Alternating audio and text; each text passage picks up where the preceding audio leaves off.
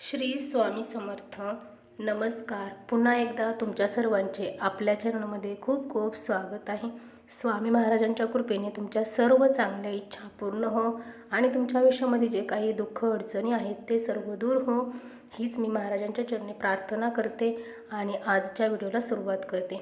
तर पहा, अर्थातच आज आपण व्हिडिओ पाहणार आहोत की उद्या अष्टमी आणि नवमी हे एकत्र आलेले आहे पहा. तर आपण या अष्टमी नवमी या तिथीविषयीच पहा. म्हणजे 2024मध्ये कन्यापूजन म्हणजे का करावे, कसे करावे आणि या पूजेचे महत्त्व आणि कन्यापूजन कधी करावे या संदर्भात आपण आज पूर्ण माहिती पाहणार आहोत. तर पहा, या नवरात्रामध्ये आपण कन्यापूजन हे करत असतो. जसं मी तुम्हाला ओटी कधी भरायची त्याचं महत्त्व सांगितलं, तसंच पहा कन्यापूजन पण कधी करायचं याचं महत्त्व आज आपण म्हणजे जाणून घेणार आहोत. तर पहा, आज सप्तमी आहे आणि सप्तमी आज आहे, तर अष्टमी आणि नवमी ही उद्या आलेली आहे पहा. म्हणजेच सप्तमी तर झालेली आहे, तर सप्तमीपासूनच पहा कन्यापूजन केलं जातं. पण अष्टमी आणि नवमी ही जी तिथी आहे ना, अष्टमी नवमी या तिथीला इतकं महत्त्व आहे की या तिथीच्या दिवशी कन्यापूजन हे केलं जातं. आता कधी करावं, तर अष्टमी नवमीला कन्यापूजन हे केलं जातं. त्यात शुक्रवारी अष्टमी आणि नवमी हे दोन्हीही तिथी एकत्रच आलेली आहे.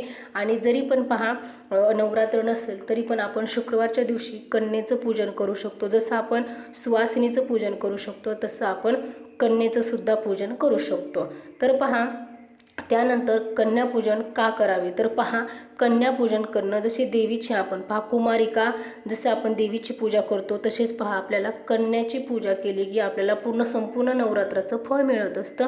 त्यामुळं कन्यापूजन हे आपल्याला करायचं असतं. आता कन्यापूजन कसं करायचं, तर पहा आता कन्या तुम्हाला आता कन्या कसं मिळणं जास्त आपल्याला म्हणजे शक्य होत नाही. 10 तर आपण 10 दिवसाचं नवरात्र असतं, त्याप्रमाणे तुम्हाला 10-11 भेटल्या तरी पण म्हणजे चालतील. पण पहा 9 कन्या तर आपल्याला हे 9 दिवसाच्या नवरात्रीच्या 9 कन्याचं तर आपल्याला पूजन हे करायचं असतं.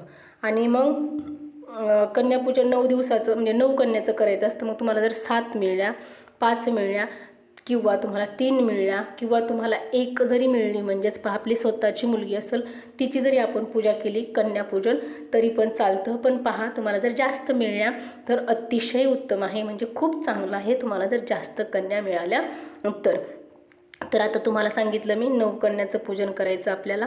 मग तुम्ही 7 करू शकता, 5 करू शकता, 3 करू शकता, 1 करू शकता, हे तुमच्यावर आहे.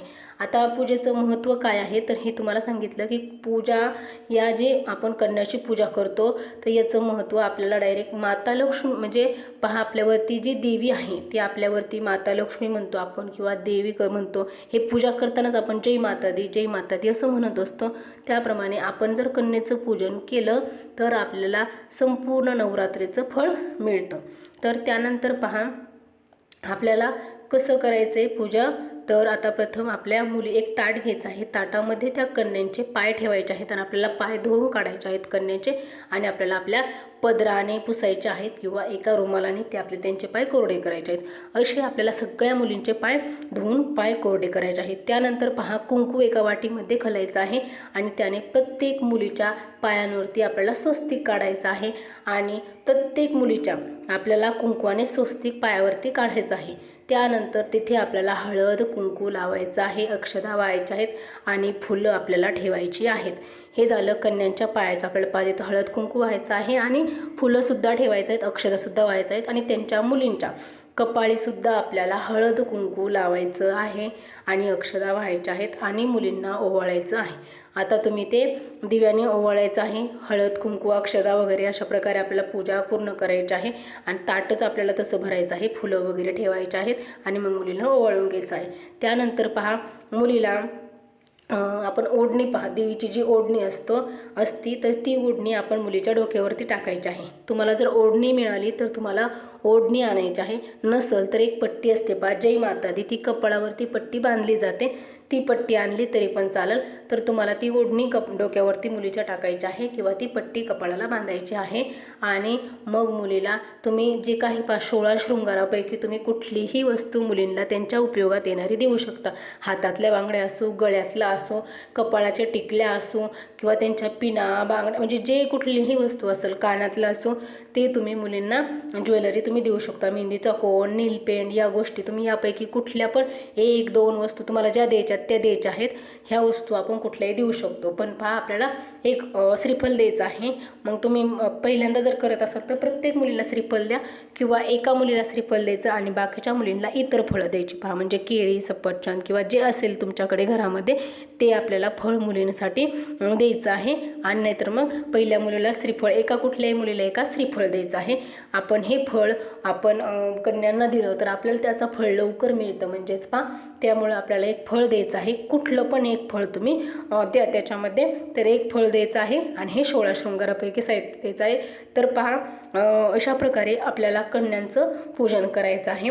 आता काही राहिलं असेल तर माहीत नाही, कारण मागच्या वर्षीच्या व्हिडिओमध्ये आहे की मी कन्यापूजन कसं केलं होतं ते सगळं आहे व्हिडिओमध्ये. पण या व्हिडिओमध्ये मग मी नुसतं सांगितलं की कसं कन्यांचं पूजन वगैरे करायचं आहे. या प्रकारे कन्यांचं पूजन करायचं आहे.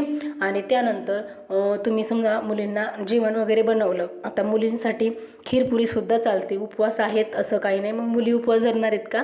नाही. त्यामुळं मुलींना खीर, पुरी वगैरे, वरण, भात, भाजी तुम्ही हे जरी स्वयंपाक बनवला काही तळणीचं वगैरे तरी मुलींसाठी चालतं. पण आता शक्यतो मुली नाही, कारण त्या दिवशी अष्टमी नवमीच्या दिवशी मुलींना इथं जेवण तिथं जेवण, मग मुली खात नाहीत जास्त. मग तुम्ही नुसती खीर बनवली किंवा खिचडी बनवली, मुलींच्या आवडीचं थोडंसं तुम्ही थोडं जरी त्यांना दिलं किंवा नुसतं दूध प्यायला दिलं असं हा प्रकार पण तुम्ही म्हणजे थोडंसं म्हणजे खायला पण मुलींना देऊ शकता. आता तुम्ही जर पूर्ण स्वयंपाक बनवला ताट भरून तरी पण चालेल, किंवा फक्त नुसतं खायला थोडंसं वाटी तुम्ही खीर वगैरे दिली मुलींना तरी पण चालेल, किंवा फक्त रवा वगैरे गोड कुठलं पण तुम्ही बनवा. पहा जसं आपण लक्ष्मी मातेला किंवा सवासनींना आपण करतो त्या प्रकारे आपण मुलींना सुद्धा त्यांची पूजा वगैरे करायची आहे. आणि मग नंतर त्यांना खायला द्यायचं आहे, काहीतरी त्यांना गोड खायला द्यायचं आहे. जर तुम्हाला नाहीतर नुसतं कन्यापूजन केलं तरी पण चालेल, किंवा तुम्ही जेवण बनवलं त्यांच्यासाठी तरी पण चालतं. तर चला मग एवढीच आज कन्यापूजनविषयी माहिती होती. आपण आज ती पाहणार आहोत पाहणार होतो की कन्यापूजन का करावे, कन्यापूजन कसे करावे, पूजेचे महत्त्व काय कन्यापूजनचे, आणि कन्यापूजन कधी करावे या संदर्भात आपण आज संपूर्ण माहिती पाहिली. तर चला मग आजचा व्हिडिओ इथेच थांबवते आणि झालेली सेवा महाराजांच्या चरणी अर्पण करते. तुम्हाला जर व्हिडिओ आवडला असेल तर नक्की व्हिडिओला लाईक करा, शेअर करा आणि चॅनलला सबस्क्राईब करा. चला तर मग पुन्हा भेटू अशाच नवीन छान माहितीपूर्ण व्हिडिओसोबत. तोपर्यंत श्री स्वामी समर्थ. जय जय स्वामी समर्थ.